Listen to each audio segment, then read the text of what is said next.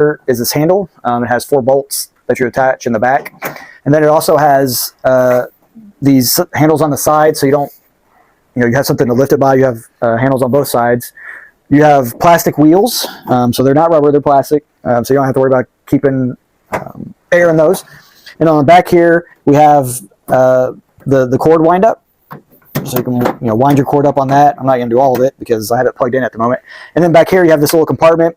This has a lot of your, this has your electronics, so if there's anything that needs to be replaced, that can be replaced, you'll go in through the back here.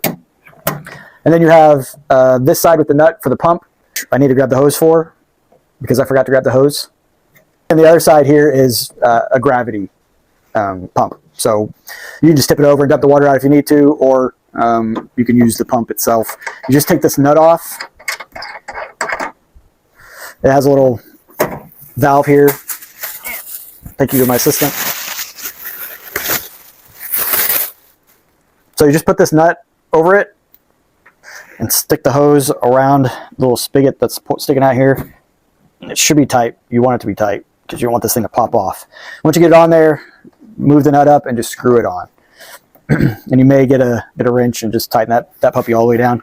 And then on the front, and so this is your intake. So if you don't know what a dehumidifier does, is it takes the humidity out of the environment. So here you have a filter. Air goes in here. It takes out the moisture. The moisture gets collected in here, which is why you need a pump, because you're going to have to empty it.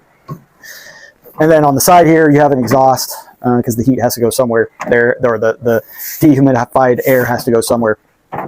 On the front here, you have all your controls. You have several lights, one for the power, the pump, the GPP, and the continuously running. Basically, as long as the power light's on steady and off steady, everything's working like it should. Obviously, when the power's on, that light's on. When the pump's going, that light's on. If you see the power light blinking for any reason, you got a problem at that point. You have to figure out what that is.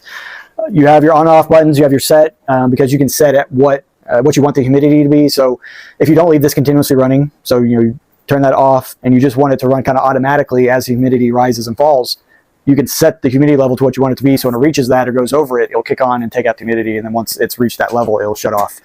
And then we have the GPP settings and the pump settings. So you can run the pump automatically if you need to, or when it needs to be drained, you run the pump, or just tip it on its side for the gravity pump.